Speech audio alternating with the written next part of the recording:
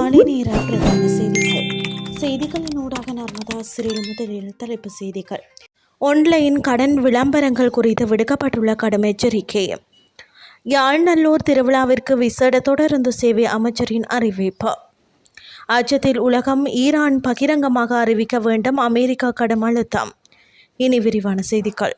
சமூக ஊடகங்களில் பகிரப்படும் உடனடி மற்றும் அவசர கடன் விளம்பரங்கள் குறித்து பொதுமக்கள் விழிப்புடன் இருக்குமாறு எச்சரிக்கை விடுக்கப்பட்டுள்ளது.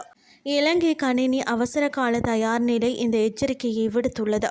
இது தொடர்பில் மேலும் தெரிவித்த குழு, எந்தவித ஆவணங்களுமின்றி 5000 முதல் 5 லட்சம் ரூபாய் வரை கடன் தருவதாக விளம்பரங்கள் பகிரப்படுகின்றன. இத்தகைய செயலிகளை பதிவிறக்கும் போது உங்கள் கைபேசியின் கட்டுப்பாடு மோசடியாளர்களிடம் சென்று விடுகிறது. இதன் மூலம் தனிப்பட்ட புகைப்படங்கள், குறுஞ்செய்திகள் மற்றும் தொடர்புகள் திருத்தப்படுகின்றன.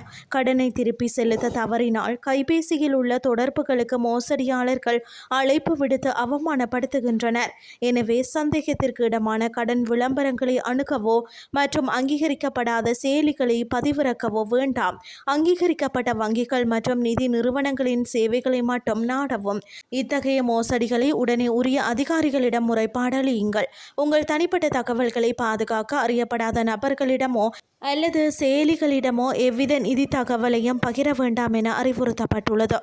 எதிர்வரும் நல்லூர் திருவிழா காலத்தை கருத்தில் கொண்டு விசேட தொடருந்து சேவைகளை முன்னெடுப்பதற்கான ஆலோசனைகள் வழங்கப்பட்டுள்ளதாக போக்குவரத்து, நெடுஞ்சாலைகள் மற்றும் நகர அபிவிருத்தி அமைச்சர் பிமல் ரத்நாயக்க தெரிவித்துள்ளார். நாடாளுமன்றத்தில் நேற்று வாய்மூல கேள்வி நேரத்திலேயே அவர் இதனை தெரிவித்துள்ளார். அவர் மேலும் தெரிவிக்கையில், நல்லூர் மடு மற்றும் தலதா மாளிகை ஆகிய இடங்கள் பௌத்த, இந்து, கத்தோலிக்க, இஸ்லாம் என மத வேறுபாடின்றி அனைவரும் வழிபட வேண்டிய மற்றும் பார்வையிட வேண்டிய புனித ஸ்தலங்களாகும். வடக்கிற்கான தொடருந்து பாதை முழுமையாக புனரமைக்கப்பட்டுள்ளது. தற்போது தொடருந்துகள் மணிக்கு 100 முதல் 110 கிலோமீட்டர் வேகத்தில் பயணிக்க முடியும். சில குறைபாடுகள் இருந்தாலும் திருவிழா காலத்தில் மக்களுக்கு தடையற்ற போக்குவரத்து வசதிகளை ஏற்படுத்தி தர நடவடிக்கை எடுக்கப்படும் என பிமல் ரத்நாயக்க தெரிவித்துள்ளார். இதேவேளை காங்கேசன்துறை கொழும்பு தொடருந்து சேவை வாரத்தில் 4 நாட்கள் மாத்திரம் மட்டுப்படுத்தப்பட்டுள்ளதாக தொடருந்து திணைக்களம் அறிவித்திருந்தது.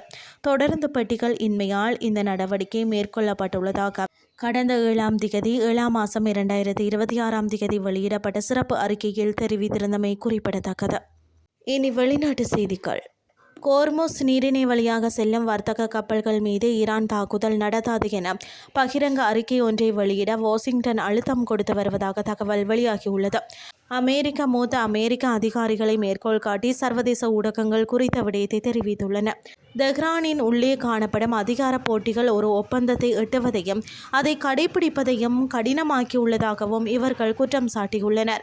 ஈரானுடனான தற்போதைய நிலைமையை செய்தியாளர்களிடம் விவரிப்பதற்காக பெயர் குறிப்பிட விரும்பாத அமெரிக்க அதிகாரிகள் தெஹ்ரானுக்கும் வாஷிங்டனுக்கும் இடையேயான போர் நிறுத்தத்தை சீர்குலைக்க முயன்ற ஈரானிய கடும் போக்காளர்கள் காரணமாகவே இந்த வாரம் தாக்குதல்கள் மீண்டும் தொடங்கப்பட்டதாக குறிப்பிட்டுள்ளார். அமெரிக்க ஜனாதிபதி டொனால்ட் ட்ரம்பை கொலை செய்ய ஈரான் ஒரு புதிய மற்றும் குறிப்பிட்ட சதி திட்டத்தை தீட்டியுள்ளதாக இஸ்ரேலிய புலனாய்வு பிரிவு அமெரிக்க அதிகாரிகளிடம் தெரிவித்துள்ளது.